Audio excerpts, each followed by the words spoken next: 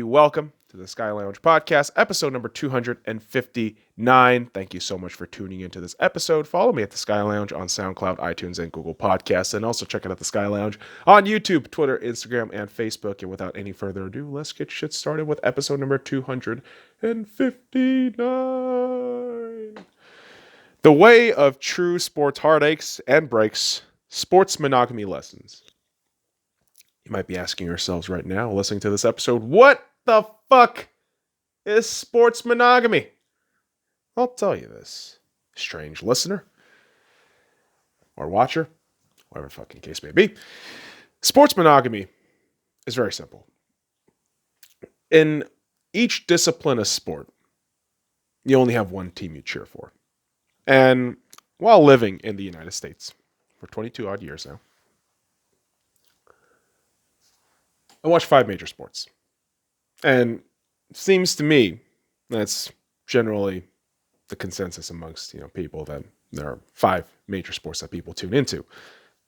Soccer, basketball, baseball, hockey, and football. And within those disciplines of sports, you should only have one team. Just one. And that's it. Very simple definition. And I remember a couple years back when I thought of this idea, it was met with a lot of weird glares.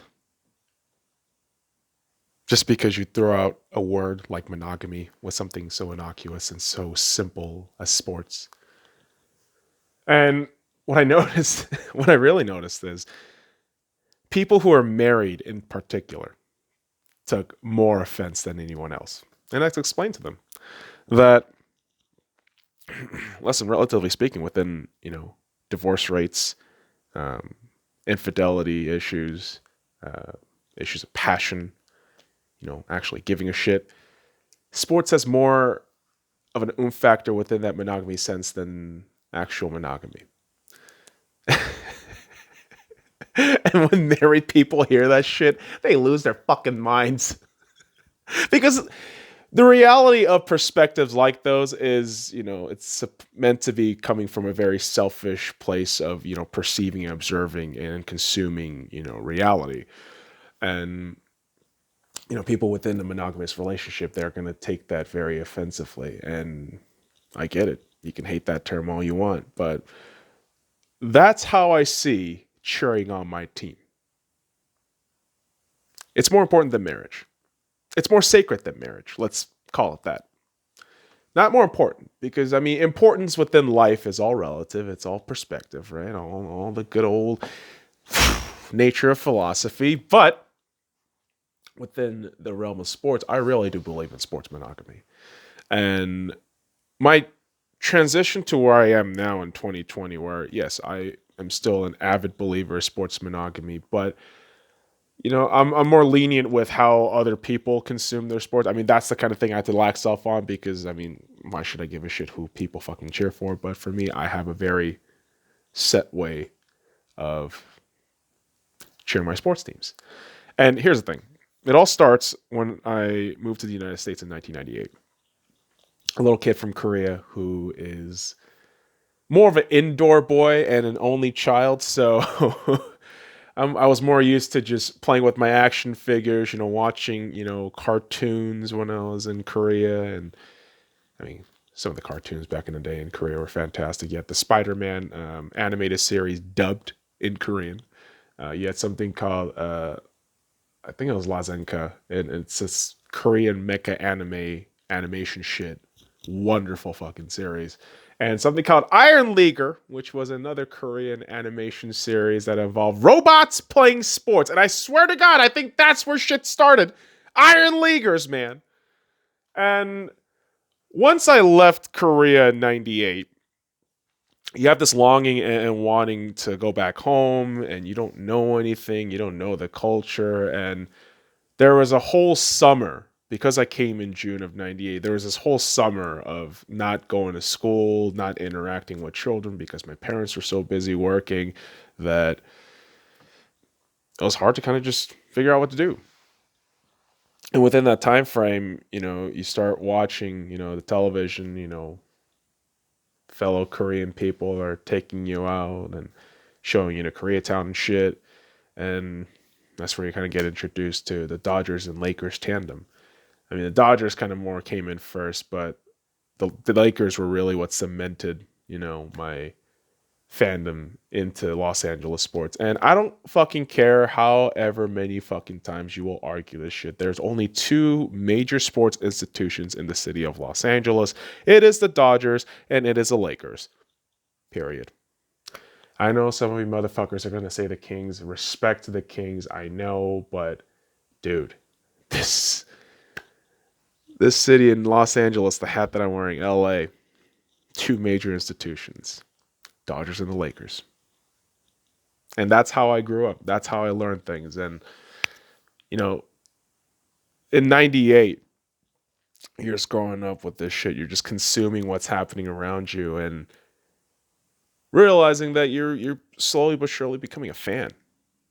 And before you know it, it's the year 2000.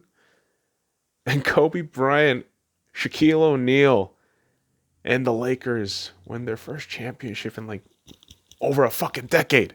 You think about it, man.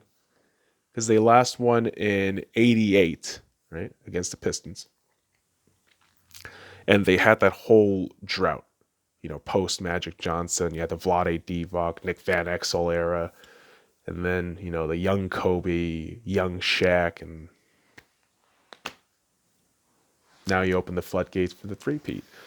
And I remember in the playgrounds of Los Angeles, especially during that time between 2000 and 2002, if you weren't a Lakers fan, no one gave a shit about you. I remember this one kid said he was a Clippers fan, and I remember a bunch of kids just bullied him to no end. And yeah, that's how LA is, bro. Lakers and the fucking Dodgers. Institutions. And I remember going to my first Dodgers game when I was a kid, too. Just taking in everything at the stadium and just being just mesmerized by the size of everything. It was just unbelievable. And that love affair at a very young age was, that of just, kind of blind ignorance. You're just watching what you're taking in. But over the years, you just start going to school, you start interacting with people more, sports takes more of a back pedal. And then it was like 2004 when I moved to Las Vegas, and then I just kind of stopped paying attention to sports after that. And that kind of dissipated. Maybe it had something to do with the fact that,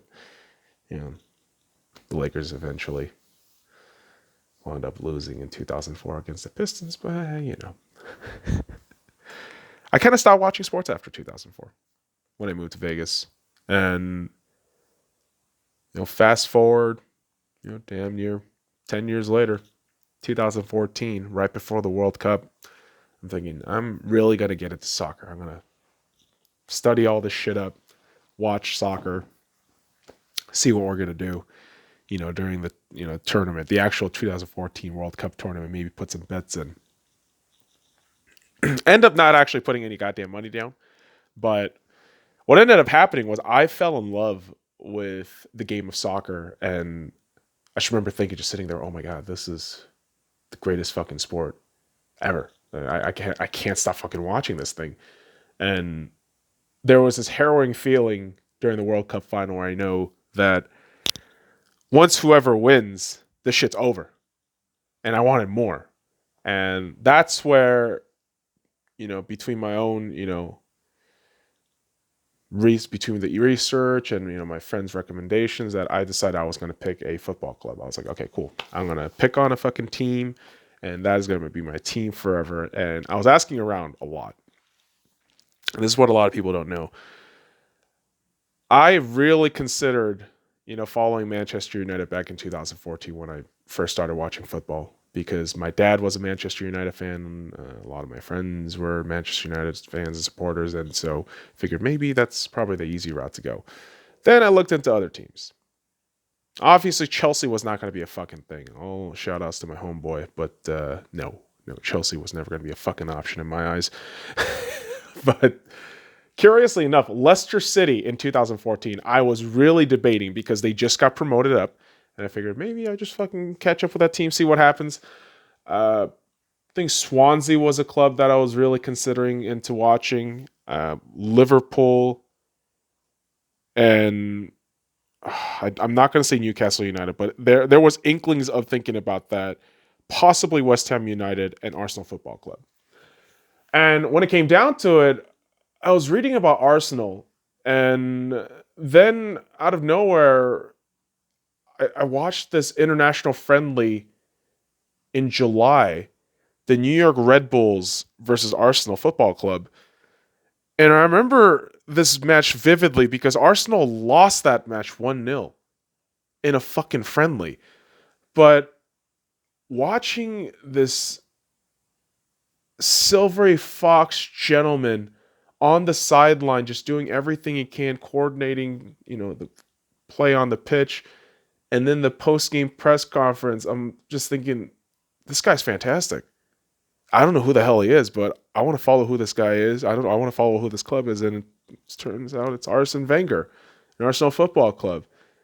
And within a couple of days, I just decided I'm going to pick Arsenal Football Club. This is going to be my club forever. And sure enough, yeah, sitting here now with the Arsenal kit, right? And I remember that first season watching Arsenal was so weird because you had these crazy ups and downs. And for a new Arsenal fan, I'm just thinking, what the fuck is going on? Where's the consistency? And then you just read on threads and Reddit fucking pages. It's like, yeah, dude, this is normal. This is fucking normal. What are you fucking bitching about, you asshole? You gotta just sit down, shut up, and then just accept your 4th place medal every fucking year. I'm like, every fucking year under Arsene Wenger, which was crazy. But that was my introduction into football.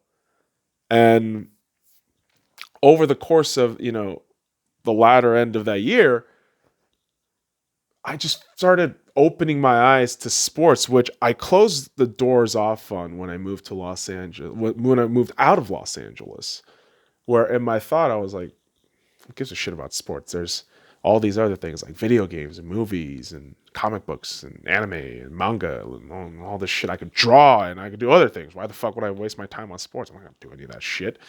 But, following Arsenal really made me just open my eyes to, what sports had to offer, not just as an entertainment thing, but, philosophically, what it can teach you, especially watching Arsene Wenger, the Invincibles, the culture of the football club, which I know people shit on Arsenal all the time, as do I, but I am super proud of being an Arsenal fan. I really am. At the end of the day, with all the teams that I cheer for, I criticize because I care. If I didn't care, I wouldn't say shit, now would I? That's some simple science. But Arsenal did really make me appreciate a lot of other sports, and that kind of opened my eyes to what football had to offer. And, NFL gridiron football was something that I never paid attention to growing up.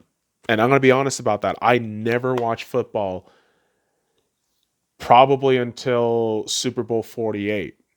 And that's some honest shit because I recall Super Bowl 48 and watching that at my brother's house and thinking, this is a fun team to watch. What are these fucking dudes just talking shit and laying the fucking, works on this quarterback who's supposedly one of the greats of all time? Like, what the fuck is going on here? Find out they're the Seattle Seahawks, Super Bowl 48 winners. And then I just kind of watched them develop, through that season where I'm still just an Arsenal football fanboy. Just like, I'm just enjoying soccer, but in the back, I'm just kind of watching what everyone else is doing. And by the time we get to Super Bowl 49, in 2015,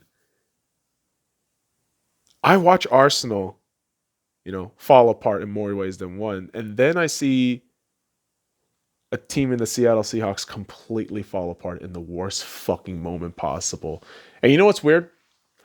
As soon as Russell Wilson threw that interception, I immediately thought in my head, that's my team. That's going to be my team now. I don't know why the fuck I thought that, but that is what happened in my brain. I can't explain it. I thought, okay, there's still a very reasonable and fair labeling of the term bandwagon within that regard. Because, yeah, Super Bowl winners, Seattle Seahawks of Super Bowl 48, were just popping out and coming into back-to-back Super Bowl appearance. And they were still supposedly good. And they were continuing to be good, but that play completely dismantled the team. And so, for me, I could totally see people calling it bandwagoning, but for me, I just thought, fuck it. I see a young team that still has a lot of potential. And maybe they'll get back to it. It's been half a goddamn decade now, but I still love the Seahawks, man. And it is weird because I fell in love with them at their worst moment during that interception. And sometimes you can't explain love, man. You can't. But the Seattle Seahawks kind of birthed from my love from Arsenal, which is weird because and within all of that, I'm rediscovering my, love and passion for basketball and baseball again. And that's when I'm watching basketball, the very following season. And that's when Kobe decides to retire. Dodgers, they're just kind of stumbling and fumbling about, but I'm still kind of, watching them around. Then you fast forward into just 2017, where now I'm smitten with sports. I can't get enough of it. It's fantastic, every aspect of sports. And then you find out this thing called hockey is coming to the desert of Las Vegas. I think, the fuck, that's some fucked up shit, but whatever, man. I'll go and check it out, see what's going on. And, by around summertime in 2017, I'm already kind of accepting, like, yeah, totally, yeah. Hockey's coming over. Should be a great time. I'm going to start learning about it. And starting from preseason, I was following the Vegas Golden Knights just do their thing, and watching them end the preseason on such a good high was a great feeling. Thinking, okay, regular season should be a blast. And, that's when, Vegas kind of just faced hell. Obviously the October 1 shooting was just an absolute insane evening all around for everybody in Las Vegas. I recall actually being at work that night and our hotel being locked down. And I didn't get home until 7 o'clock because all the buses were kind of routed differently. And I took the longest fucking way home possible. And it sucked that day. Your energy felt drained. I couldn't talk to anybody for a couple of days just because I didn't really want to. It felt all fucked up. But the Vegas Golden Knights were immediately starting their season in a couple of days, in Dallas. And that's where they get the 2-1 win very late, 2 goals by James Neal. And they continue to win on the road. I mean, they get another win against Arizona. And October 10th, curiously enough, on my birthday, they are going to be playing a game in, Vegas against the Arizona Coyotes. And I figured I'm going to go to that game. I'm going to take a day off and go watch some hockey, just kind of forget all this crazy shit that's been going on. And, man, I still have that puck from October 10, 2017. I recall just the spectacle the Knights put on. It was fantastic. It was so uplifting and just helped the city just kind of collectively, sigh of relief and forget all the crazy shit that's been going on for over, 2 weeks within the city. And man, the Knights were fucking amazing that season. I mean, that inaugural season was like something else. I remember just the crazy part too is that the ticket prices went up between the months of October and December by like 200%. I can't make this shit up.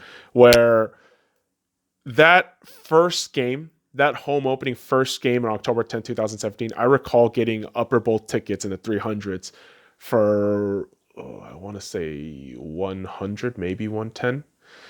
And then by mid to late October, when they hosted a game against the Colorado Avalanche, and when I want to say it was Oscar Dansk posted the first ever shutout in Golden Knights history, 7-0.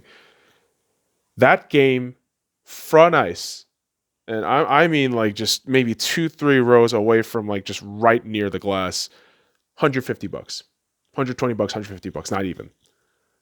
And then by December, the ticket prices go up to like 200 for like 200-300 for the Pittsburgh Penguins game lower bowl. And that level of hype was absolute insanity in the city. And I just remember thinking, man, I have the complete set now. You know, the Lakers, the Dodgers, Arsenal Football Club, Seattle Seahawks, Vegas Golden Knights. I do not need any other teams. This feels complete. And I remember with all within that Vegas Golden Knights inaugural season, everything is just kind of culminating all at once within the sports ball realm. And as a sports fan, you're just enjoying every single moment of this shit. And it was brilliant. It was absolutely brilliant. I mean, the inaugural season kind of ended in a heartbreak, of course. I mean, you lose to the Washington Capitals, in 5. And those games, I mean, looking at the box scores now, they were a lot closer than I remember, but except game 4, which I still do recall it being the complete implosion of the Vegas Golden Knights. And that was really the game that I think sealed it for them. But it was also tagged alongside some weird shit where the Dodgers made it to back-to-back World Series, and obviously Game 7, Darvish spectacularly fails. Obviously, we didn't know that the Houston Astros were fucking cheating, but followed that up with a Boston Red Sox massacre the very next year. Faced a lot of weird shit during that time as a fan, and sports ball within that sense makes you grow. I mean, even as a fan, you're not even playing the goddamn game. Even as a fan, you're watching and you're witnessing your teams fail. But within that, I mean, if you're reading through it and then you just kind of apply some of these like philosophies and principles in your life, you're thinking, okay, well, you can fail, but you got to get up. There's still a next season. You can't just fucking fold.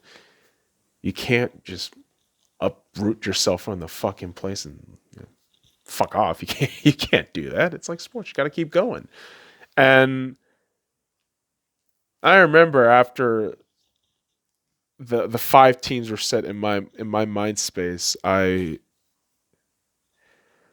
just started looking down on everybody else who had more than one team, which I always was angry about, right? And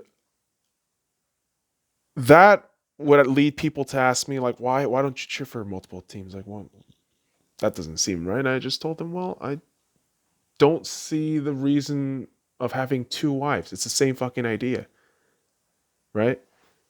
Because I mean, within individual discipline of sports, having one team, I think is a very solid thing to do. I mean, if you want to just watch one sport, one team, no other sport in between, that's fine. You could do that, but I'd rather have the multiple sports disciplines, but just one team to follow. That way, it just feels like you're part of the one thing. Right? You're tethered to that. And the bond that you feel between you and that team, I mean, it's strong. I mean, it's a one-way fucking, relationship kind of deal, but simultaneously, I mean, you get stuff out of it, like the inferences, all the fucking life lesson shit, philosophy. But yeah, I just can't. Something about it just feels like it's cheating. It feels like it's gross. But do I have a problem now with people doing that? I used to, but nowadays, no. I don't really care. I don't. I used to be all uptight about it, like, oh, you should only cheer for one team here, fuck you. But now it's more like, well, dude, cheer for whoever the fuck you want. I mean, this is how I cheer for my shit. I don't really have any other in-betweens. Like, I don't really want to say, oh, I'm a fucking Vegas fan and I also cheer for the fucking Penguins, the Raptors, and all this shit. No, dude, I just Vegas Golden Knights fan. That's my team, and I'm stuck with them. They're stuck with me, and that's the curious thing because while in these each disciplines of sports, I have one team. I do make a little loophole exception for international jerseys, which again stems from that 2014 World Cup where I fell in love with football. And the one team starting from the group stage that I just was smitten by was the German national football team.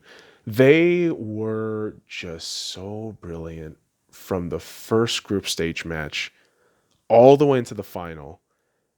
Joachim Löw's 2014 German squad was absolutely one of the most brilliant fucking teams I've ever watched in my life. And to me, I'm Korean, but live in the United States, so by virtue of that, I should only cheer for the United States or cheer just for Korea. But I lacks that with the international shit, and that's where I find loopholes to find player jerseys that I like that may be on opposition teams. So prime examples of this is Cristiano Ronaldo and Son Heung-min in the world of football. Now, Son Heung-min's jersey I got way before he went to Tottenham when he was still in Bayer Leverkusen, and he still is the best Korean player, on, the national team.